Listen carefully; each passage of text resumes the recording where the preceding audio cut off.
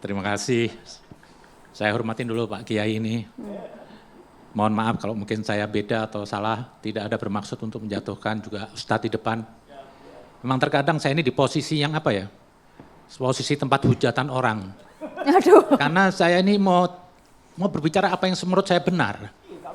Jadi berbeda tuh bukan berarti saya tuh ingin menyesatkan. Ya. Memang kadang-kadang kalau sudah bau beragama ini kadang-kadang suka sering ribut. Dan nanti ujung-ujungnya apa? Dibilang saya sesat, kafir, itu aja. Gini, kita nih harus belajar lah, kalau melihat perbedaan tuh jangan terus marah. Saya lihat ini isu agama ini kenceng sekali. Seperti kemarin isu jilbab, akhirnya kemerdekaannya hilang. Saya perhatiin berita di mana-mana jilbab, ini apa lagi? Belum lama kita dicekokin oleh pepesan kosong, Mama Gufron, masuk lagi, ini lagi. Lah inilah negara akhirnya capek. Akhirnya kemarin saya lihat Pak, kesakralan kemerdekaan tuh nggak ada lagi. Ya kan karena aturan Cuma itu. karena jilbab. Apa sih seorang jilbab nih kok harus, saya juga ingin meluruskan dalam pandangan Islam. Ini karena apa? Masih menganggap, maaf saya mungkin beda di sini ya. Dan berapa banyak ulama yang tidak mengatakan jilbab itu wajib. Karena menganggap jilbab itu wajib, dianggap sesuatu yang melanggar ini menggugat Tuhan. Akhirnya hilang akal sehat kita. Kita mengklaim semua ini nggak benar. Kan ini BPIP ini punya tanggung jawab dia terhadap ideologi Pancasila. Yang menyatukan negeri ini Pancasila, bukan agama. Kalau agama banyak perbedaan, sesama Islam aja saling bunuh. Jadi kita jaga nih Pancasila. Dan kenapa sih cuma karena jilbab? Kalau boleh saya katakan jilbab itu bukan suatu perintah kewajiban. Kalau mau lihat dari ayatnya. Itu kan hendaklah, itu anjuran. Anjuran itu apa? Andaikan Anda sakit, makanlah yang bergizi. Kalau nggak makan tidak berdosa. Jilbab itu kalau saya pahami apa? Seperti payung. Kalau mau hujan bawalah payung. Kalau nggak hujan nggak harus dipaksakan orang pakai payung. Tapi kan bagi seseorang yang menggunakan kemudian harus dilepas itu kan suatu hal yang besar loh. Saya bingung kemarin ribut nih. Yang buat ribut siapa? Di pihak anak-anaknya nggak ada masalah. Orang tuanya komplain. Orang tua yang di luar. Loh, enggak, orang tua dari kenapa orang tua ikut campur? Komplain. Maaf, ini jilbab, sholat, puasa itu kebutuhan personal. Tidak boleh siapapun intervensi. Hak orangnya. Lah, ini anaknya mau. Kenapa jadi ribut? Dan cuma acara di 17-an. Kita untuk NKRI. Untuk kesamaan. Enggak murtad orang enggak pakai jilbab. Di ayatnya itu enggak ada tentang jilbab. Apabila Anda melanggar, Anda kafir. Ayatnya malah baik Tuhan. Supaya jangan diganggu. Jadi jilbab itu apa? Kondisional. Bukan sesuatu hal yang harus mutlak dipakai hari-hari. Ini mungkin saya melawan banyak orang. Tapi itu jelas ayatnya, hendaklah. Bukan perintah kewajiban. Satu lagi di surat An-Nur. Yang dibilang aurat wanita itu apa? Sini sampai dada. Tidak ada mengatakan kepala harus ditutupin kayak Batman. Terus dibilang rambut katanya itu aurat. Gak ada. Mana ayatnya? Kalau emang rambut itu aurat, ayat di An-Nur 31 membahas tentang aurat wanita itu apa? Ditutup sampai kepala. Itu cuma dada aja. Lah inilah, kerangka berpikir tentang jilbab ini yang perlu diluruskan. Besok-besok kalau ada perbedaan jilbab, jangan ramai seperti gempa bumi di Indonesia ini. Pak Ziyad. Baik Mbak Maria, tadi Mas Zian tadi menyampaikan bahwa jilbab itu bukan merupakan kewajiban, bahwa jilbab itu adalah situasional, maka ini bertentangan dengan mayoritas jumhurul ulama dalam menafsirkan ayat. Kalau kita merujuk pada ayat-ayatnya, setidaknya saya ingin menyebut saja, di ayat surat Al-Ahzab ayat 59, surat Al-A'raf ayat 26, kemudian surat An-Nur ayat 31. Yang tadi oleh Habib disebutkan, melihat pada surat An-Nur tadi. Di An-Nur itu memang menjelaskan, apa itu urutan aurat yang terkait dengan wanita. Yang boleh ditampakkan adalah muka dan telapak tangan. Karena itulah kemudian difahami oleh para mufasir, dan ini juga didukung oleh hadis-hadis, itu adalah kemudian menjadi bagian. Soal ada dari kecil dari ulama kemudian mengatakan ini enggak wajib, itu soal lain. Tapi kita kembali kepada topik kita. Ya.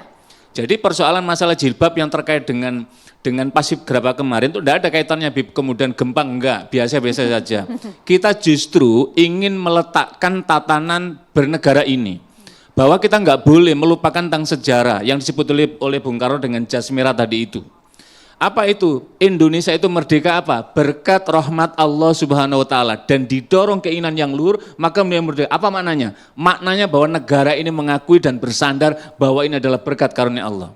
Yang kedua, kenapa ini menjadi serius dan menjadi penting? Jangan sampai ada pihak-pihak, apalagi ini lembaga negara yang membenturkan antara agama dan negara. Agama dan negara sudah selesai. Selesainya di mana? Disepakatinya oleh anggota BPUPKI. Di sana ada tokoh nasionalis, ada tokoh ulama, dalam hal ini misalkan Ki Bagos Hardikusumo dan Ki Haji Wahid Hasyim, sekedar untuk menyebut dua nama sebagai representasi dari Muhammadiyah dan Nahdlatul Ulama. Maka kemudian apa? Sila yang pertama, ketuhanan yang Maha Esa. Ketuhanan yang Maha Esa ini adalah bagian pengakuan dari sila-sila Pancasila yang diletakkan pertama bahwa negara ini berdasarkan ketuhanan. Maka nggak boleh orang tidak bertuhan di sini. Yang kedua apa? Bagian dari mewujudkan membangun ketuhanan, implementasi keyakinan, pelaksanaan keyakinannya itu, maka harus dijamin. Makanya kemudian pasal 29 ayat 1 ayat 2 negara berdasarkan ketuhanan dan kemudian menjamin gitu loh. Dan kemudian tadi Habib menyatakan ini kan para paski berapa macam-macam. Ini nanti akan ada undang-undangnya lagi. Apa? Anak-anak ini adalah usia pelajar, maka ada undang-undang sistem pendidikan nasional yang di sana dijelaskan apa tujuan pendidikan nasional, membentuk manusia yang beriman dan bertakwa berakhlak. Bagian dalam konteks untuk menutup jilbabnya ini, sekali lagi jangan difahami jilbab seperti panjang, ini ciput saja.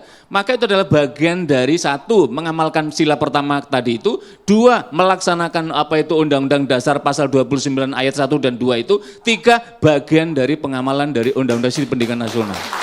Dan saya berbicara ini juga bukan kemauan saya bersandar kepada kitabullah juga. Saya juga bersandar kepada hukum Allah. Dan saya ingin mengangkat agama ini pada tempatnya. Jangan jadikan ajang debat-debat yang semua itu apa? Salah pemahaman. Jelas di situ ayatnya supaya tidak diganggu. Ini kebutuhan personal. Andaikan kalau saya langgar, rugi saya sendiri. Jadi bukan sesuatu hal yang mutlak, kalau ini dilanggar Anda zalim. Ada kutukan Tuhan, enggak ada di ayatnya. Tapi kenapa kok masalah jilbab rame-nya seperti apa? Yang menolak itu murtad, yang menolak itu kafir. Janganlah. Ini poinnya sebenarnya bukan itu. Nah, satu dulu, kenapa saya mau bilang itu? Lah, kemarin ini justru ribut jilbab ini malah dari luar. Dari pihak panitia, saya bukan membela BPIP. Ya. Saya cuma ingin mendudukkan masalahnya. Dari dalam nggak ada yang ribut, anaknya nggak ribut. Ini luar ribut. Terus disambut oleh MUI. Ya. Beb. Cepet gitu loh MUI kalau sudah urusan agama. Ya memang tugasnya itu. Nah dulu, ada bahasan itu tidak perlu dilempar keluar. Ada salah satu orang tua paskibraka namanya Sofia. Oke, dia komplain juga. Protes maksud saya apa? Saya juga ingin dudukkan MUI itu apa? Jangan suka ngelempar masalah ini keluar. Akhirnya apa? Jadi api lagi, rame. Kita tidak melempar masalah. Ya. Seperti saya ada mengatakan terus, kenapa nggak hubungan ke BIP duduk di situ? Jadi kenapa hal-hal yang begini cuma Islam atribut diramekan, tapi dalam hal apa ya kemanusiaan itu yang lebih penting nggak pernah disentuh.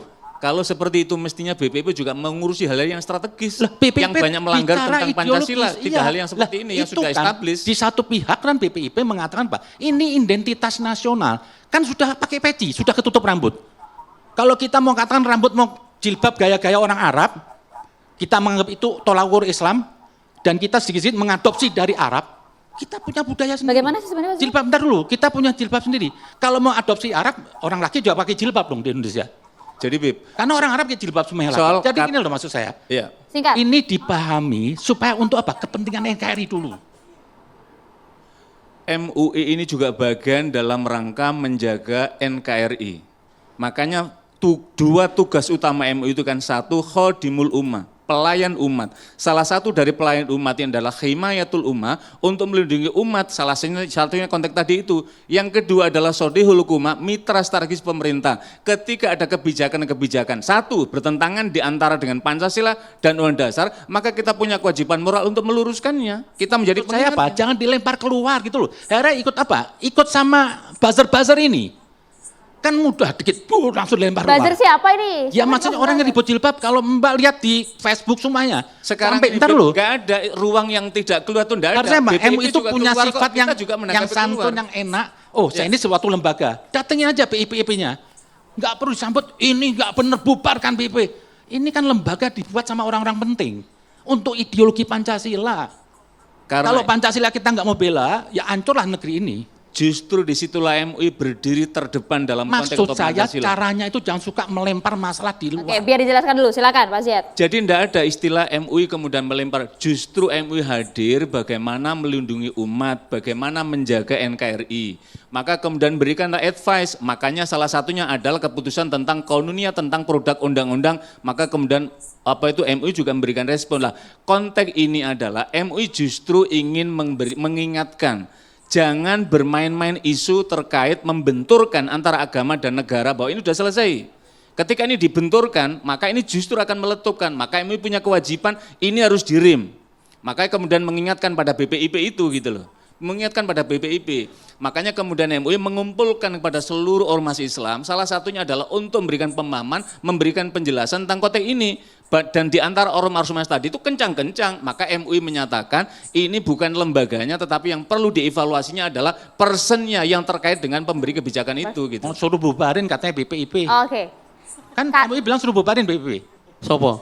Netizen. Siapa Ada yang apa bareng nggak itu? Ini ada keputusannya, ada tausiah MUI resmi.